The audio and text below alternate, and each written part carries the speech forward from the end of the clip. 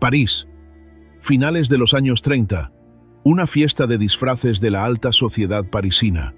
Los artistas más famosos del mundo. Los aristócratas más elegantes de Europa. La crème de una época que no sabía que estaba a punto de terminar para siempre. Y en esa fiesta hay una mujer disfrazada de árbol surrealista. Un árbol hecho de tela, ramas y hojas artificiales. Un disfraz extraordinario, diseñado naturalmente por ella misma. Y entonces ocurre algo. Alguien la empuja, con suavidad, con aparente inocencia, directamente hacia una araña de luces encendida. El disfraz de árbol prende fuego al instante. Las llamas suben por sus ramas artificiales. Los otros invitados corren a apagar el incendio con agua con gas. La mujer del árbol en llamas sale indemne. Milagrosamente. ¿Quién la empujó? Los testigos de aquella noche señalaron siempre a la misma persona. Coco Chanel, su rival de 20 años. La mujer que la llamaba, con desprecio apenas disimulado, esa artista italiana que hace ropa. La mujer que la odiaba tanto, según los que estuvieron presentes, que en ese momento de confusión y risas y champán, aprovechó la oportunidad para empujarla hacia las llamas. ¿Fue un accidente? ¿Fue un intento de asesinato? ¿Fue simplemente Coco Chanel? ¿Siendo Coco Chanel? No lo sabremos nunca, porque la mujer del árbol en llamas nunca presentó cargos. Nunca habló de ello públicamente. Solo siguió diseñando, que era lo único que sabía hacer, y lo hacía mejor que nadie. El nombre de esa mujer era Elsa Schiaparelli. Y si no reconoces inmediatamente ese nombre con el mismo peso que reconoces el nombre Chanel o Dior, no es coincidencia. Es el resultado de décadas de ser deliberadamente minimizada, eclipsada y olvidada. Esta es su historia. La historia de una niña que plantó flores en su cara para hacerse más bonita, que se casó con un estafador que fingía ser conde polaco, que vivió entre anarquistas, espías y surrealistas, que vistió a Wallis Simpson, Mae West, Greta Garbo y Katharine Hepburn, que colaboró con Salvador Dalí para crear los vestidos más extraordinarios que el siglo XX ha visto, que fue vigilada como espía simultáneamente por los gobiernos americano, británico, francés y alemán, y que, a pesar de todo eso, fue tan completamente olvidada después de su muerte, que hoy hay personas que llevan su nombre sin saber quién fue la mujer detrás de él. 10 de septiembre de 1890. Roma, Italia. El Palazzo Corsini, una de las residencias más magníficas de la ciudad eterna. Enormes salones, techos pintados, estatuas en cada esquina, jardines con fuentes, el tipo de belleza que aplasta en lugar de consolar. Y en ese palacio nace Elsa Luisa María Schiaparelli, hija de Celestino Schiaparelli, catedrático de lenguas orientales, experto en el Islam medieval, director de la Biblioteca de la Academia de los Linces, la institución científica más antigua de Europa, hija de Giuseppa María de Dominicis, aristócrata napolitana descendiente de los Médici, una familia de intelectuales y aristócratas, un entorno de privilegio absoluto. Y, a pesar de todo eso, o quizás precisamente por todo eso, la infancia de Elsa Schiaparelli fue extraordinariamente solitaria. El palacio era enorme. Los padres, distantes. Su hermana mayor, Beatrice, era considerada la belleza de la familia. Elsa, la pequeña, era, según su propio testimonio décadas después, la niña fea. No físicamente fea, en realidad, pero en comparación con Beatrice, en la percepción de una familia que valoraba la apariencia, Elsa se sentía invisible. No lo suficientemente brillante, no lo suficientemente hermosa, no lo suficientemente interesante. Y entonces, Elsa hizo algo que la biógrafa Meryl Secrest describe como el momento que explica toda su carrera. La niña tomó semillas de flores y se las plantó en la cara, en la nariz, en los oídos, en cualquier parte donde creyera que una flor podía crecer, para hacerse más bonita, para convertirse en algo extraordinario, para que alguien la mirara. Las semillas, naturalmente, no crecieron, pero el impulso detrás de ese gesto, la necesidad de transformar el cuerpo en algo imposible y hermoso, sería la fuerza motriz de toda su obra.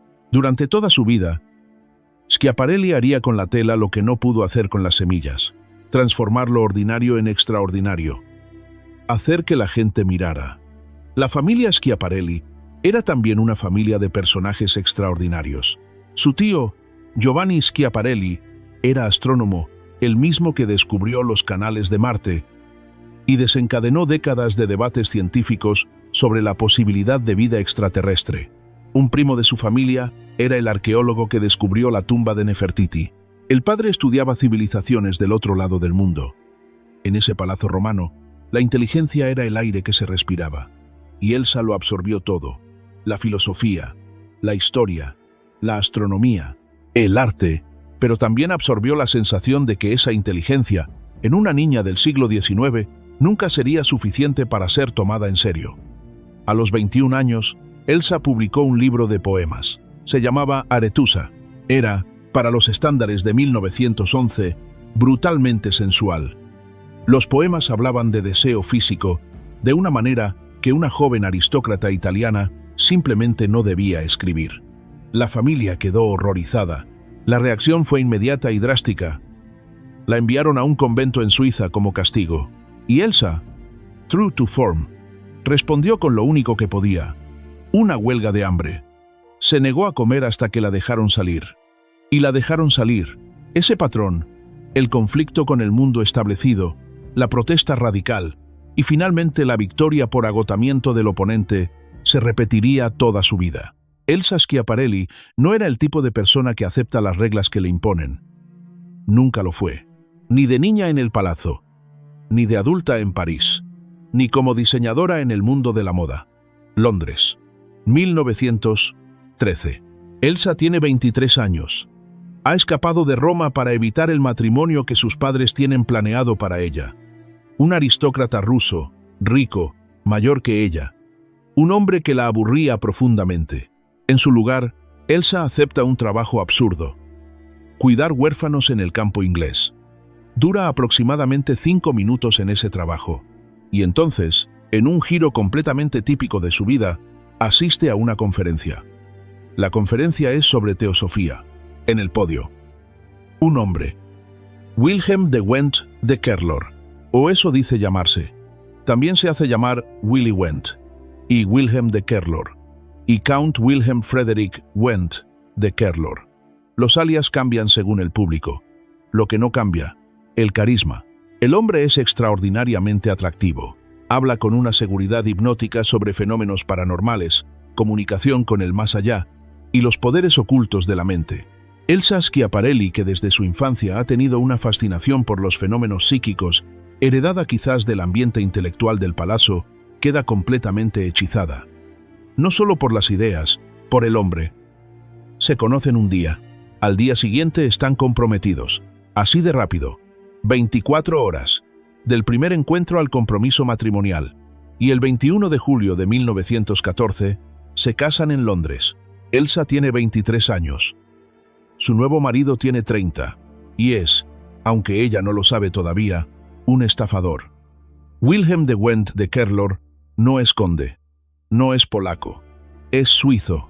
Su título nobiliario es completamente inventado. Sus poderes psíquicos son un fraude.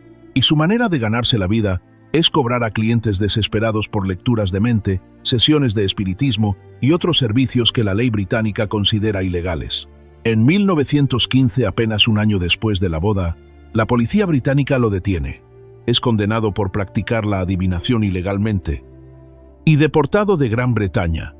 Elsa lo sigue, no por amor romántico en el sentido convencional. La biógrafa Secrest sugiere que fue más bien por la fascinación continua con ese mundo de lo oculto que él representaba. Se mudan a Nueva York. Continúan sus actividades. La policía americana también los investiga. Ambos son vigilados por el Bureau of Investigation, el predecesor del FBI, y en un episodio que define perfectamente la naturaleza de su matrimonio, en una conversación con un investigador federal, de Kerlor fanfarronea sobre sus contactos con anarquistas rusos, mientras Elsa, por su lado, admite que está dando clases sobre el bolchevismo a italianos en el North End de Boston, y que sabe cómo montar dispositivos explosivos. Una aristócrata italiana en Boston, diciéndole a un agente federal que sabe construir bombas. Por razones que nadie ha podido explicar completamente, ambos escaparon de la deportación. Las autoridades concluyeron que sus declaraciones eran más indicativas de exhibicionismo estúpido que de amenazas reales. 15 de junio de 1920. Nace la hija de Elsa, María Luisa Yvonne Rada de Wendt de Kerlor, apodada afortunadamente Gogo. Días después del nacimiento, de Kerlor se marcha, sin explicaciones, sin dinero, sin plan, simplemente se va.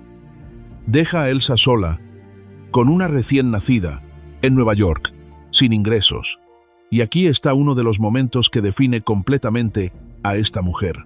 Elsa Schiaparelli tiene 30 años. Acaba de ser abandonada por su marido estafador. Tiene una hija recién nacida. No tiene dinero propio. No tiene oficio reconocido. Y hace lo único que puede hacer. Sigue adelante. Pero hay un detalle más.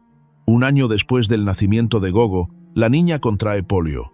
La pequeña queda paralizada parcialmente. Pasa años en escayola y muletas. Y Elsa, que ya de niña había sido una madre emocionalmente ausente en muchos sentidos, absorbida por sus propios mundos, tiene que aprender a ser madre de una niña enferma. No lo hace perfectamente. Años después, Gogo describiría una infancia con una madre a la que apenas veía. Una madre que dejaba el cuidado diario de su hija enferma en manos de otros. Porque Elsa Schiaparelli tenía otras cosas que construir. La historia de Wilhelm de Wendt de Kerlor tiene un final que parece sacado de una novela surrealista. En 1928, 6 años después de que Elsa lo abandonara definitivamente, su exmarido es asesinado en México, bajo circunstancias que nunca fueron completamente aclaradas, pero que, según todos los que conocían al personaje, no eran sorprendentes. Elsa Schiaparelli, 32 años, llega a París, con Gogo, con prácticamente nada más, pero con algo que ninguna cantidad de dinero puede comprar. Una mente completamente libre de cualquier convención de lo que la ropa debía ser. Los primeros tiempos son duros. Elsa duerme en un cuarto de exposición de su pequeño piso en la Rue de l'Université mientras los ratones corren a su alrededor. Para ganar algo de dinero, lleva a clientes americanas adineradas de compras por las boutiques de París.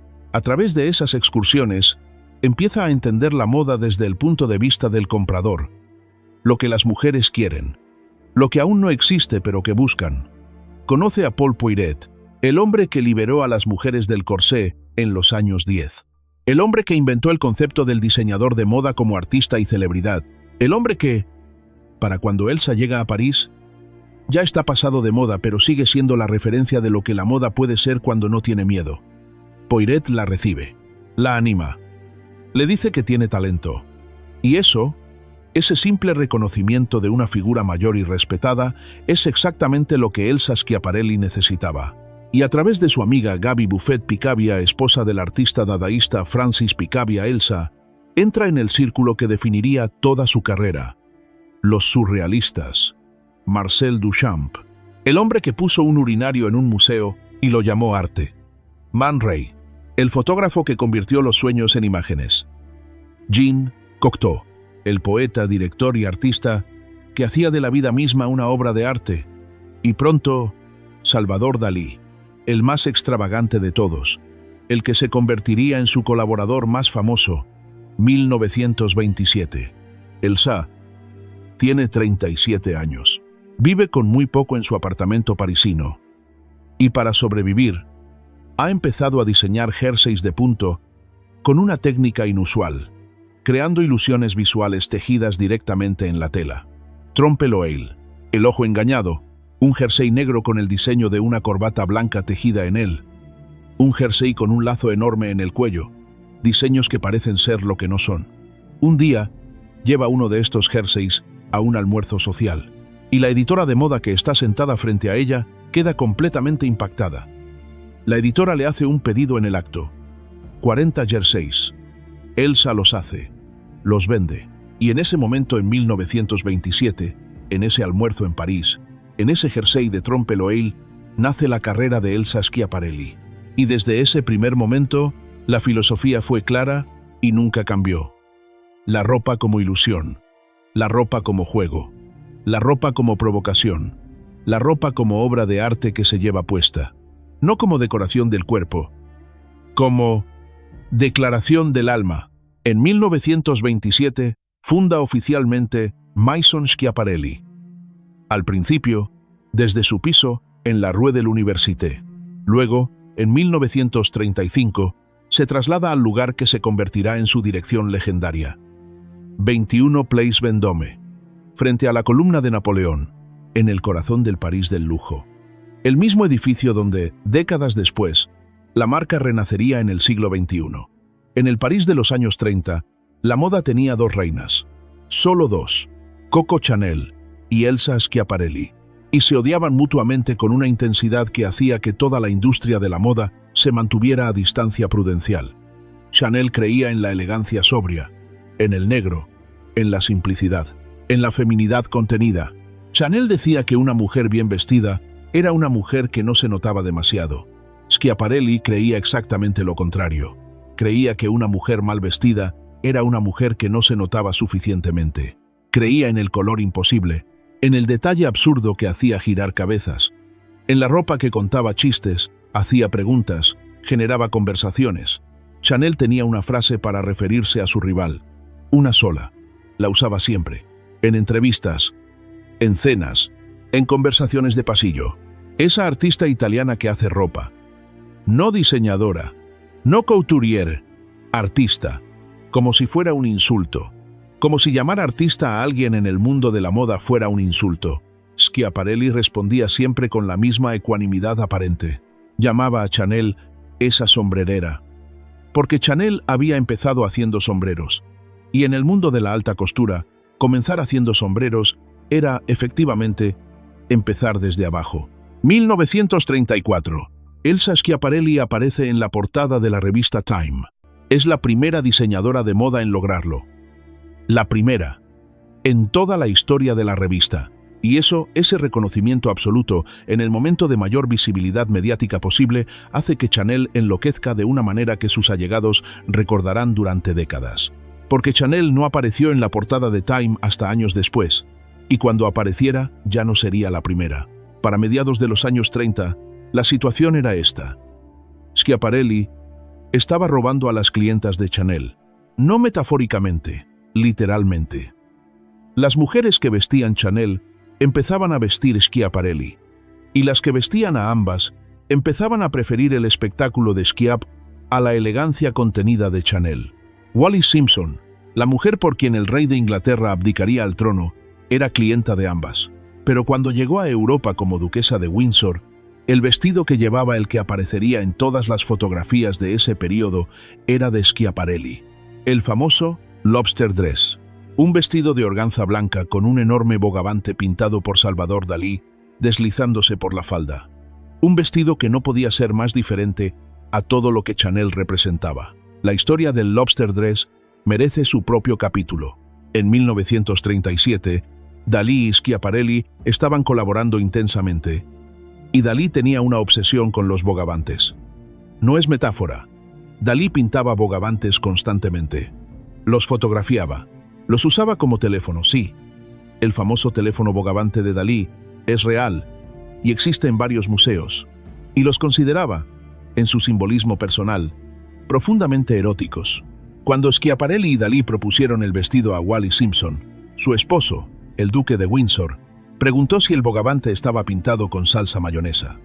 Simpson lo llevó igualmente, y Cecil Beaton la fotografió con él en el Château de Candé. Las fotografías dieron la vuelta al mundo. Y volvemos al comienzo de esta historia. La fiesta de disfraces, el árbol, las llamas, Coco Chanel, y ese empujón que nadie puede probar definitivamente, pero que todos los testigos atribuyen a la misma persona. Los que estuvieron allí aquella noche recordaban que el incidente fue seguido por risas. No de horror, de diversión. Como si fuera parte del espectáculo, como si Chanel hubiera hecho algo que todos en esa sala entendían perfectamente.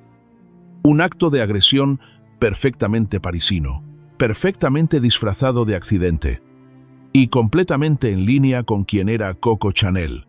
La relación entre Elsa Schiaparelli y Salvador Dalí no fue romántica, fue algo más raro y más poderoso. Una colaboración artística entre dos mentes igualmente extravagantes. Dos personas que entendían el mundo como un lugar donde todo es posible si tienes suficiente imaginación.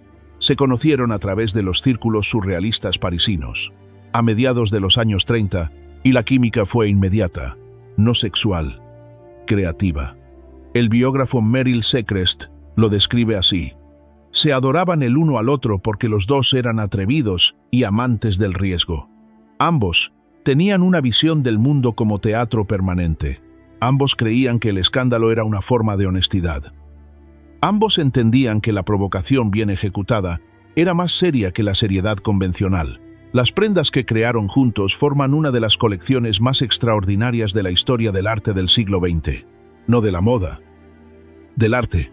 Forma parte de la colección Circus de 1938. Un vestido de noche delgado, de gasa azul pálido, estampado con diseño de Dalí, rasgaduras y lágrimas en trompe l'oeil, que dan la ilusión de carne desgarrada. El velo que lo acompaña tiene lágrimas reales, cuidadosamente cortadas y ribeteadas en rosa y magenta. La ilusión. El vestido está hecho de pieles de animales vueltas del revés.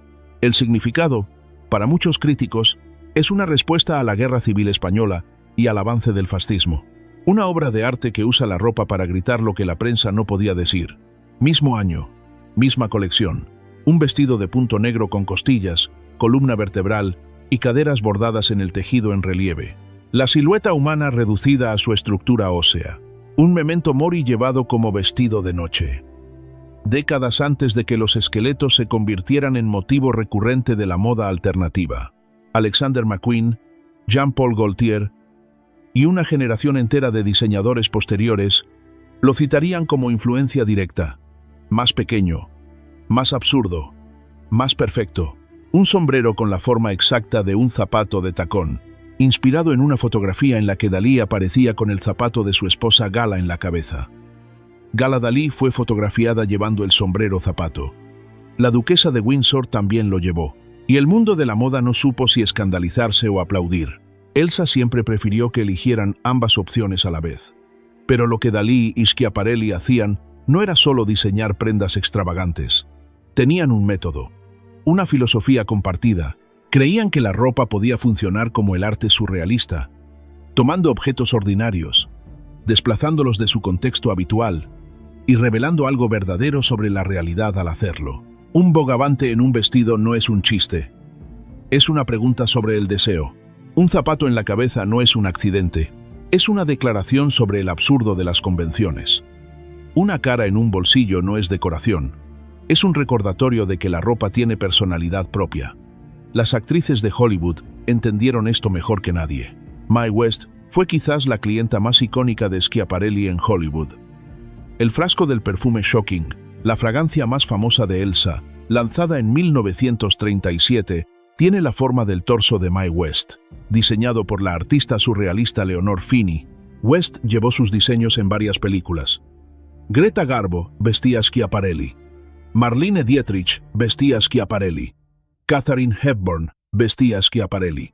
Las mujeres más fotografiadas del mundo, eligiendo a la mujer que Chanel llamaba esa artista italiana.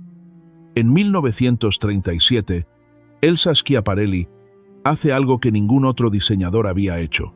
Nombra un color. No simplemente usa un color. Lo nombra.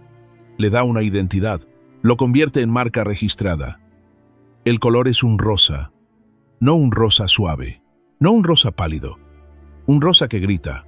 Un rosa imposible. Un rosa que no debería existir en la ropa seria. Y Elsa lo llama Shocking Pink. En la moda de los años 30, el rosa era un color para niñas, para ropa interior, para cosas delicadas y sin importancia, no para alta costura, no para mujeres adultas y serias. Schiaparelli tomó ese color, lo llevó a sus vestidos más formales, lo usó en sus prendas más espectaculares, y declaró, sin decirlo con palabras, que el rosa podía ser el color más poderoso del armario de una mujer, si esa mujer tenía el valor de llevarlo. Hoy el Shocking Pink de Schiaparelli es considerado uno de los colores más influyentes de la historia de la moda. Ha sido citado como influencia directa por diseñadores que van desde Versace hasta Valentino. Cuando Marilyn Monroe apareció en la ceremonia de los Oscars cantando Diamonds Are a Girl's Best Friend, el vestido rosa que llevaba era un homenaje directo a Schiaparelli. Cuando la película Barbie de 2023 inundó el mundo de rosa, los historiadores de moda trazaron la línea directamente hasta ese primer Shocking Pink de 1937. Un color, una decisión. 90 años de influencia. Aquí está la parte que menos se cuenta sobre Elsa Schiaparelli, porque junto a los bogavantes y los árboles en llamas y los sombreros zapato, había algo más. Había décadas de innovación práctica que los libros de historia de la moda han atribuido sistemáticamente a otras personas o a nadie en particular. Schiaparelli fue la primera en usar la cremallera visible como elemento decorativo. Antes de ella, las cremalleras se escondían. Eran funcionales pero feas. Ella las hizo visibles, las hizo parte del diseño, las pintó de colores, las usó en lugares donde nadie las esperaba. Fue la primera en diseñar un sujetador integrado en el traje de baño, no como añadido posterior, como parte estructural de la prenda, desde el diseño inicial, décadas antes de que la industria lo adoptara como estándar. Fue la primera en combinar chaqueta con vestido de noche como conjunto coordinado. En su época, las chaquetas eran para el día, los vestidos de noche para la noche. Mezclarlos era una herejía. Ella la cometió. Diseñó ropa de punto con texturas que imitaban la corteza de árbol 50 años antes de que Issey Miyake produjo prendas similares plisadas y arrugadas. Creó gabardinas transparentes cuando las telas sintéticas eran todavía una novedad. Diseñó vestidos de envoltura décadas antes de que Diane von Furstenberg los registrara como suyos. Y luego estaban los botones. Los botones de Schiaparelli merecen un capítulo propio, porque los botones eran, para ella, el lugar donde el arte y la ropa se tocaban de la manera más directa. Botones con forma de mariposa, botones con forma de sirena, botones con forma de zanahoria, bolsillos con forma de labios, guantes con uñas rojas aplicadas. Detalles que en cualquier otra mano habrían sido kitsch. En las manos de Schiaparelli eran poesía surrealista llevada puesta. El perfume Shocking de 1937 merece mención especial. El frasco tiene la forma del torso de Mae West. Es, en 1937, un objeto que mezcla la alta perfumería con el arte pop, con el humor, con la sexualidad explícita y con el marketing inteligente de una manera que nadie había intentado antes. Es, en muchos sentidos, el precedente directo de las campañas de Andy Warhol décadas después. Y es el ejemplo perfecto de lo que hacía a Schiaparelli diferente. No pensaba solo en la prenda, pensaba en todo el universo alrededor de la prenda. El frasco, la caja, el nombre, el color, la historia. 1939. Francia declara la guerra a Alemania, y Elsa Schiaparelli se encuentra en una posición imposible.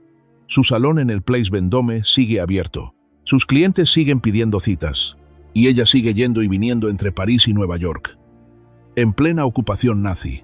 En plena guerra. Aquí está el capítulo más oscuro de la vida de Elsa Schiaparelli, y el que más ha contribuido a que la historia la haya tratado con ambigüedad. Cuando la biógrafa Meryl Secrest investigó su vida en detalle, encontró algo perturbador.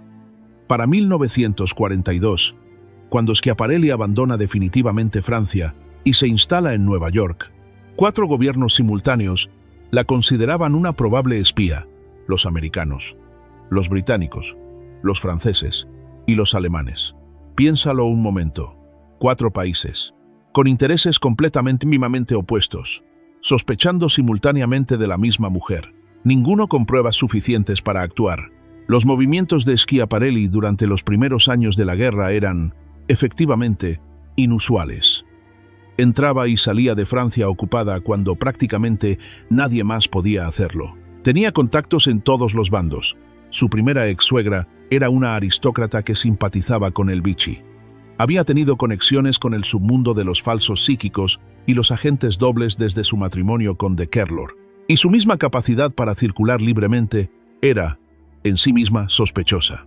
Meryl Secrest, la biógrafa más rigurosa que ha tenido Schiaparelli, escribió directamente que sus movimientos en los primeros 2 años de la guerra levantaron sospechas de espionaje para el régimen de Vichy. No concluye definitivamente que fuera espía, pero tampoco lo descarta. Y ese hecho que la historiadora más cercana a ella no pueda descartarlo es significativo. Aquí hay una ironía enorme. La historia reciente ha establecido con bastante certeza que Coco Chanel sí fue espía activa para los nazis. Tenía número de agente 7124.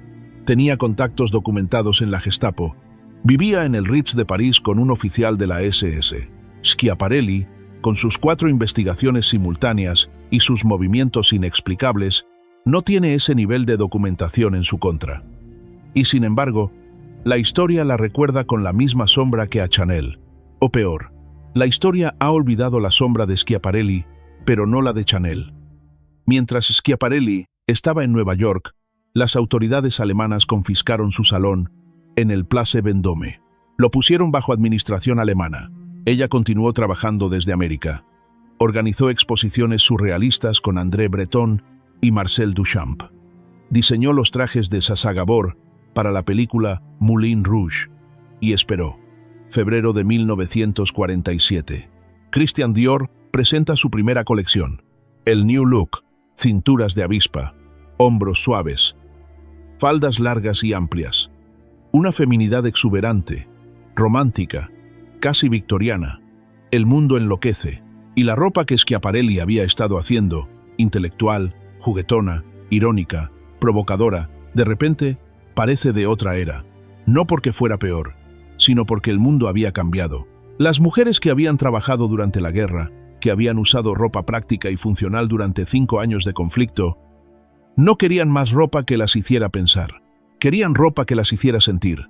Sentirse mujeres de una manera convencional y hermosa después de años de austeridad. Y el New Look de Dior les daba exactamente eso. Schiaparelli no se rinde fácilmente. Después de la guerra, vuelve a París y presenta nuevas colecciones. Firma acuerdos de licencia con fabricantes americanos para producir lencería, ropa masculina, gafas y otros accesorios. Intenta modernizarse sin traicionarse, pero el mundo de la moda ha decidido.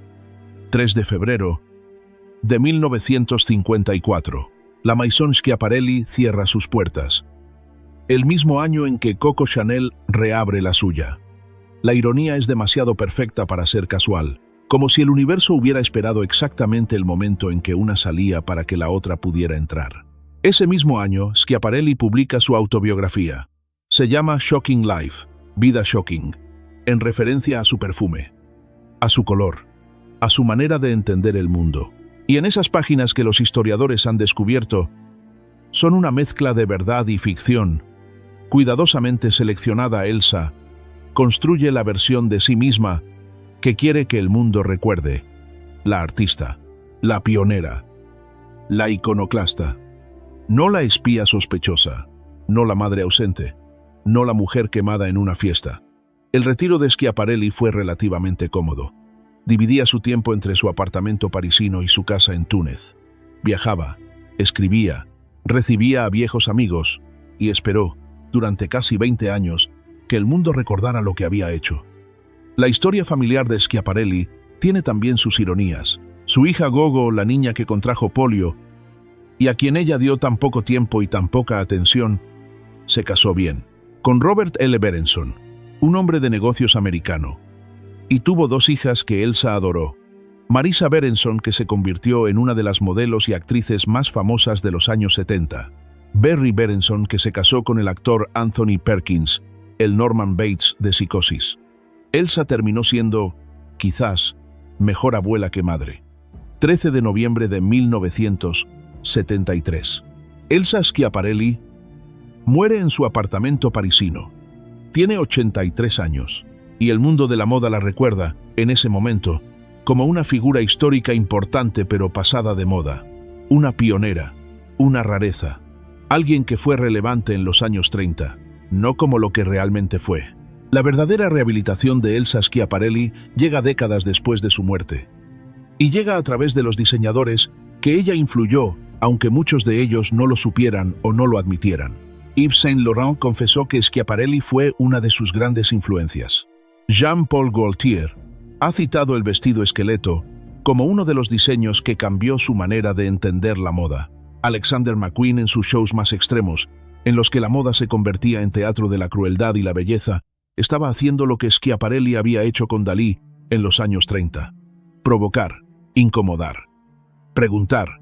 En 2012, El Costume Institute del Museo Metropolitano de Arte de Nueva York organiza una exposición, Schiaparelli and Prada, Impossible Conversations, una conversación imaginaria entre dos diseñadoras separadas por décadas, pero unidas por su manera de entender la moda como arte conceptual.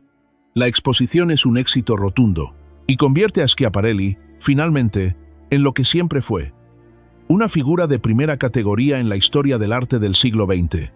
No solo de la moda, del arte. En 2014, la marca Schiaparelli es relanzada. Bajo la dirección de Daniel Roseberry desde 2019, se convierte en una de las casas de alta costura más relevantes del presente. Sus colecciones usan los mismos principios que fundó Elsa: el surrealismo como método, el cuerpo como lienzo, la provocación como honestidad. Y en cada desfile de Schiaparelli en el siglo XXI hay algo de aquella mujer de 1927 que vendía jerseys de Trompe l'Oeil desde su piso parisino. En 2025, el Victoria and Albert Museum de Londres organiza la exposición más completa que ha existido sobre Elsa Schiaparelli. Schiaparelli. Fashion becomes art. La moda se convierte en arte. 52 años después de su muerte, el reconocimiento que mereció en vida, llegando, como suele ocurrir, demasiado tarde para que ella lo vea. Hay algo que Elsa Schiaparelli hizo que ningún libro de moda cuenta suficientemente, que ninguna exposición de museo captura completamente. Y es esto. Elsa Schiaparelli cambió la manera en que el mundo entiende la relación entre arte y moda. Antes de ella, la moda y el arte eran mundos separados. Los artistas hacían arte. Los diseñadores hacían ropa. Los dos mundos podían respetarse mutuamente desde lejos, pero no se mezclaban de verdad. Schiaparelli construyó el puente, no como ejercicio intelectual, no como declaración teórica, como práctica diaria durante 20 años, colaborando con Dalí como si fueran dos artistas trabajando en el mismo estudio, no como una diseñadora pidiendo licencia a un artista para usar sus imágenes, como dos iguales que se retroalimentaban, que se desafiaban, que se inspiraban mutuamente hacia lugares que ninguno de los dos habría llegado solo. Ese modelo de colaboración, el diseñador como artista, que trabaja en igualdad con otros artistas, es el modelo que define toda la moda de concepto posterior. McQueen, con Damien Hirst. Kawakubo, con artistas de todo el mundo. Virgil Abloh, con la cultura visual contemporánea. Todos, en algún sentido, hijos de lo que Schiaparelli y Dalí construyeron en un apartamento parisino en los años 30. Quiero terminar con algo que Meryl Secrest escribió al concluir su biografía de Schiaparelli, algo que resume perfectamente la paradoja de esta mujer. No creo que fuera nunca feliz, y creo que, en gran medida, subestimó su influencia. Después de todo, ¿por qué seguimos hablando de Elsa Schiaparelli? Porque hay cosas que hizo que nadie más hizo jamás. Nadie más. La mujer que plantó semillas en su cara para hacerse más bonita. La que se casó con un estafador que dijo ser conde. La que fue vigilada como espía por 4 países a la vez. La que Chanel empujó hacia las llamas en una fiesta. La que vistió a la mujer por quien abdicó un rey. La que puso un bogavante en un vestido y lo convirtió en una declaración sobre el deseo. La que nombró un color. La que inventó la cremallera decorativa, el sujetador integrado, la mezcla chaqueta-vestido de noche y decenas de otras cosas que hoy consideramos normales. La que abrió el puente entre el arte y la moda que todos los diseñadores conceptuales posteriores han cruzado. Esa mujer murió en 1973, y el mundo tardó medio siglo en entender completamente lo que había hecho. Hay algo en la historia de Elsa Schiaparelli que va más allá de la moda. Es la historia de una persona que tuvo una visión completamente original del mundo y que la defendió, sin importar cuántas veces la empujaran hacia las llamas, sin importar que el mundo tardara décadas en ponerse al día, sin importar que al final perdiera la guerra comercial contra Chanel. Porque esa guerra, la de las ventas, las clientas, los ingresos, no era la guerra que importaba. La guerra que importaba era otra, la de demostrar que la ropa puede ser arte, que la moda puede hacer preguntas filosóficas, que un vestido puede tener el mismo poder de un cuadro. Y esa guerra, la única que a ella le importaba de verdad, la ganó, con creces, con décadas de retraso, pero la ganó. ¿Habías oído hablar de Elsa Schiaparelli antes de este video? ¿Y qué piensas? ¿Merece ser recordada con el mismo peso que Coco Chanel? Cuéntame en los comentarios. Y si esta historia te sorprendió, si cambió algo en la manera en que entiendes lo que la moda puede ser, comparte este video. Porque la mejor manera de honrar a alguien que fue olvidada es recordarla. La semana que viene, otro secreto de la moda que nadie te ha contado.